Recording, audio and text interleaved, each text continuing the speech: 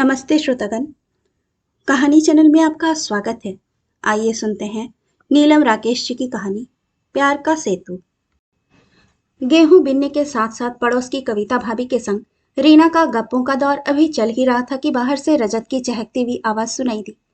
रीना, रीना, अरे कहाँ हो तुम? लीजिए भाभी, आ गए आपके नंदोई, कहती हुई रीना उठ गई। पत्नी को देखते ही प्रसन्नता से रजत बोले, रीना जानती हो, आज बड़ा मजा आया। आज का दिन तो बस पूछो मत। बस बस, अब अपनी आत्म प्रशंसा का आलाप मत शुरू करो। घर में घुसते ही विश्व विजयी की तरह डिंगे मारने लग जाते हो। मेरे पास इतना फालतू समय नहीं है कि तुम्हारी बकवास सुनूं। तुम हाथ मुंह धो लो, मैं तुम्हारे लिए चाय लाती हूँ, कहती हुई रीना रसोई में घुस गई। निरुत्साहित रजत रसोई की ओर देखकर बोला, रहने दो रीना, मैं मयंक के यहाँ जा रहा हूँ, वहीं चाय पी लूंगा। रात में देर हो जाएगी, तुम खाना खा लेना, इंतजार मत करना। थके कदमों से रजत घर के बाहर चला गया। उसके प्रस्थान के साथ ही रीना का बड़बड़ाना आरंभ हो गया। हाँ हाँ, मयंक के घर में हीरे जड़े हैं, अपना घर तो काटने को दौड़ता है। 2 पल भी घर में शांति से नहीं बैठ सकते हैं। बीवी बच्चों से कोई लगाव है ही नहीं। एक मुफ्त की नौकरानी लाकर रख दी है, पका पका कर खिलाने के लिए। अपना जनाब को बाहर मौज मस्ती से फुर्सत कहाँ है? रीना की बड़बड़ाहट सुनकर कविता बाहर आकर बोली, रीना, अपने को संभालो, कुछ भी बोलती जा रही हो। बच्चों का तो ख्याल करो। दूसरे को उपदेश देना बहुत आसान है भाभी। एक दिन की बात हो तो सबका ख्याल कर लूं। अब तो यह रोज का राग है, कहाँ तक सहूं? देख तो रही हो अपने नंदोई को, 2 पल भी घर में नहीं बैठ सकते। आंसू पोंछती हुई रीना बोली, मैं तुम्हारा दर्द समझती हूँ, किंतु रोने से किसी समस्या का हल नहीं निकलता।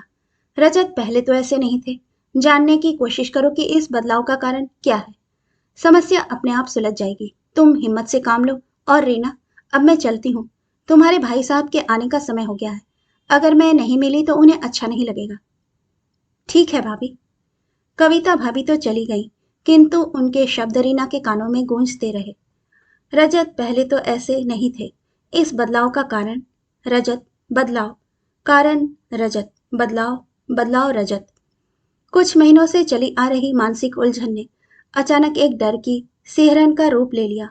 साथ ही ममता का चेहरा रीना की आंखों के आगे नाच उठा। ममता रजत के सहकर्मी मोहित की पत्नी थी। ममता और मोहित का अच्छा भला घर संसार था। कल ही रजत ने बताया कि मोहित ने अपनी पत्नी ममता को तलाक दे दिया और जल्दी ही अपने साथ काम करने वाली एक साधारण रंगरूप की मृदुभाषी विजातीय लड़की से ब्याह करने वाला है। रीना ने ममता से हमदर्दी जताई। बेचारी ममता, अच्छा है बैंक में नौकरी कर रही है, नहीं तो उसका क्या होता। अरे बेचारा तो मोहित था। ममता जैसी कर्कशा स्त्री के साथ 2 वर्ष बिताने के लिए उसे तो गोल्ड मेडल मिलना चाहिए। रजत ने मोहित का ही पक्ष लिया। तुम पुरुष हो ना, इसलिए पुरुष का ही पक्ष लोगे। अरे छोड़ो उनका झगड़ा, मुझे देर हो रही है, मैं चलता हूँ, कहकर रजत चले गए थे। रजत का यह रुख उसे निष्ठुर लगा था, किंतु तब उसने विशेष ध्यान नहीं दिया था। परंतु आज रीना के मन में भी डर का नया अंकुर सिर उठाने लगा था। बेचैनी से वह रजत की प्रतीक्षा करने लगी। मन किसी काम में नहीं लग रहा था, किंतु बच्चे भूखे ना सो जाएं, यह कर्तव्य बोध उसे रसोई तक खींच ले गया। हाथ यंत्र चालित से खाना बनाते रहे और मन अतीत में गोते लगाता रहा। शादी के बाद के कुछ वर्ष कैसे पंख लगाकर निकल गए। कितना घूमते थे दोनों, कितना हंसते थे, एक दूसरे पर जान छिड़कते थे। कितने किस्से हुआ करते थे दोनों के पास एक दूसरे को सुनाने के लिए। बात बात में खिलखिलाना उनकी आदत में जैसे शुमार था। लोग उन दोनों की जोड़ी को आदर्श प्रेम जोड़ी के नाम से पुकारने लगे थे। फिर रीना की गोद में नन्हा पंकज आया। घर उसकी किलकारियों से गूंज उठा। जिस दिन अस्पताल से पंकज को लेकर वह घर आई थी, वह दृश्य चलचित्र सा उसकी आंखों के आगे जीवंत हो उठा। घर में घुसते ही रजत ने उसे बाहों में भर लिया था और उसकी आंखों में देखकर कहा था, रीना, तुमने पंकज के रूप में दुनिया का सबसे नायाब तोहफा मुझे दिया है। मैं चाहते हुए भी ऐसा कोई उपहार तुम्हें नहीं दे सकता जो इसकी बराबरी कर सके। गलत, तुमने तो इससे भी कीमती तोहफा मुझे दिया है। क्या? आश्चर्य रजत की आंखों में तैर गया। अपना प्यार। ओह रीना, और भावुक होकर रजत ने चुंबनों की बौछार कर दी थी। अचानक रोटी के जलने की महक से वह वर्तमान में लौट आई।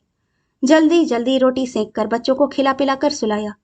उसकी अपनी आंखों से तो नींद कोसों दूर थी। मन बीते दिनों की ओर दौड़ रहा था।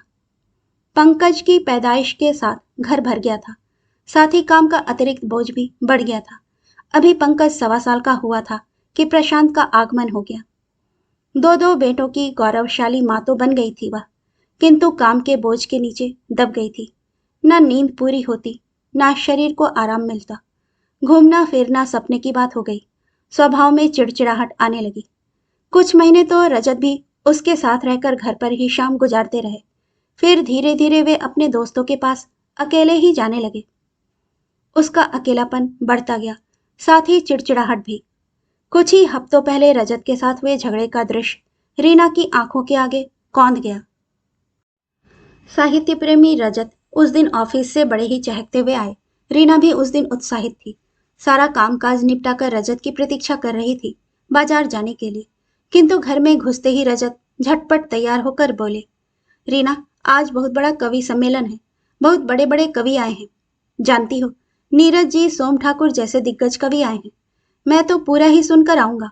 तुम्हें तो कविताओं में रुचि है नहीं। तुम लोग खा पी कर आराम से सो जाना। एकदम गुस्से से फट पड़ी वह। रजत, कभी तो घर में रहा करो। हरदम बाहर भागते हो जैसे घर ना हो सराय हो। मेरा तो जीवन नर्क हो गया है। सदा शांत रहने वाले रजत का गुस्सा भी उबाल खा गया। घर में तो मैं भी रहना चाहता हूं रीना, परंतु परंतु क्या? किसने रोका है तुम्हें? तुमने। और किसने? क्या? मेरा दिमाग खराब है जो तुम्हें घर आने से रोकूंगी? अपने व्यवहार पर एक नजर डालो, खुद समझ में आ जाएगा। कितना समय देती हो मुझे जब मैं घर में होता हूं? मेरी कोई बात सुनने की फुर्सत है तुम्हारे पास? घर में किसे जरूरत है मेरी? और गुस्से से पैर पटकते हुए रजत घर से बाहर चले गए। रो धोकर रीना भी चुप हो गई और जीवन फिर ढर्रे पर चलने लगा। उस समय तो रजत की बातों पर उसने ध्यान नहीं दिया था। गुस्से का प्रलाप भर समझा था उसे, किंतु आज उसका गूढ़ अर्थ समझ में आ रहा था।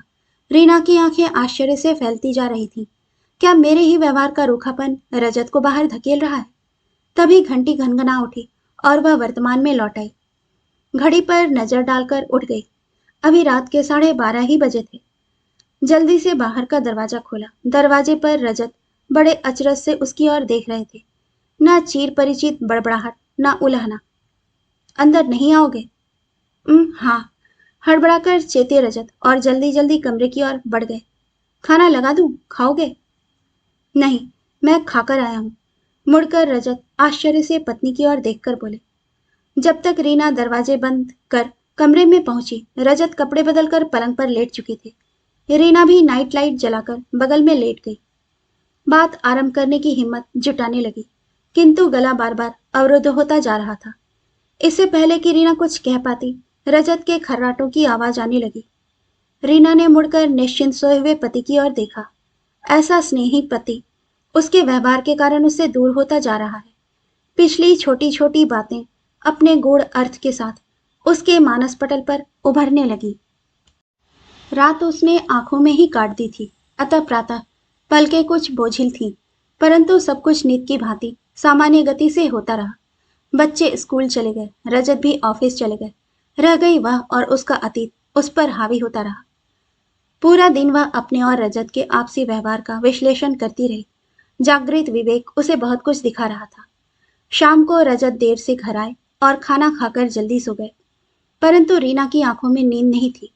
भूली बिसरी जाड़ों की वह रात उसकी आंखों के आगे साकार हो उठी। वह सर्दी की ठिठुरती हुई शाम थी। सब लोग रजाई में दुबककर स्वयं को गरमा रहे थे।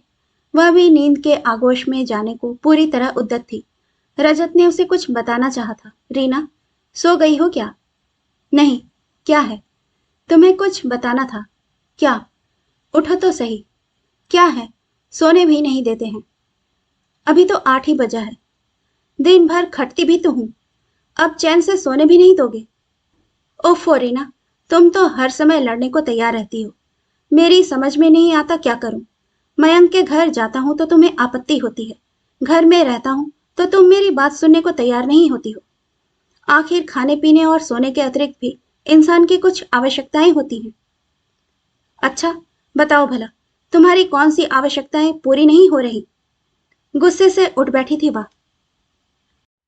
अपने स्वर को संयत करके रजत बोले, रीना, इंसान जब घर से बाहर जाता है तो उसे अच्छे बुरे 10 अनुभव होते हैं जिन्हें वह अपने प्रियजनों से बांटना चाहता है। घर में जब उसकी बात को सुना और समझा जाता है, महत्व दिया जाता है तो उसकी आत्मा संतुष्ट रहती है, वह प्रफुल्लित रहता है। ऐसा न होने पर ही वह अपना हमदर्द हमराज बाहर ढूंढता है। जिसे घर में मानसिक संतोष मिल जाए वह बाहर क्यों भटकेगा? तुम इस बात को समझने की कोशिश क्यों नहीं करती? अपनी यह फिलॉसफी अपने ही पास रखो या जाकर अपने मयंक को ही समझाना। उसी के पल्ले पड़ती हैं तुम्हारी ये बातें। मुझे तो तुम सोने दो। और करवट बदलकर वह सो गई थी। प्रातः होने पर रात गई बात गई की तर्ज पर वह सब कुछ भूलकर अपनी दिनचर्या में लग गई थी। सदा से सहनशील रजत ने भी बात को नहीं बढ़ाया था, किंतु आज अचानक रजत की कही बातों का गंभीर अर्थ उसकी समझ में आ रहा था। तो क्या रजत के बाहर जाने का कारण वह स्वयं है? अचानक इस एहसास से ही सिहर उठी वह। यदि मयंक की जगह रजत की हमदर्द कोई महिला होती तो क्या करती वह?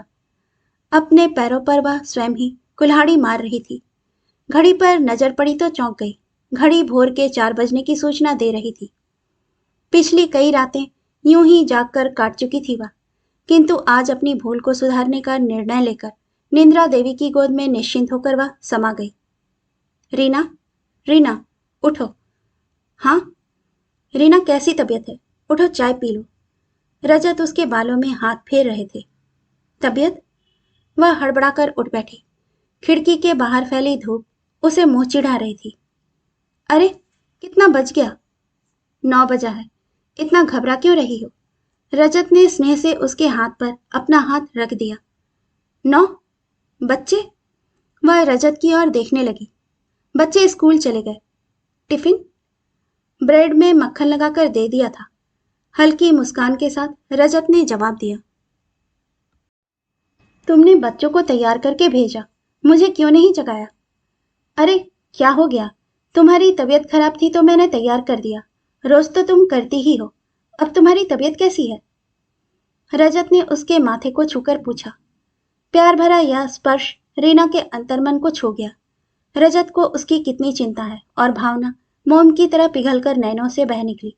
घबराकर रजत उसके समीप बैठ गया। रीना, क्या हुआ? देखो रीना, तुम घबराओ नहीं। चलो तुम्हें डॉक्टर को दिखा लेते हैं।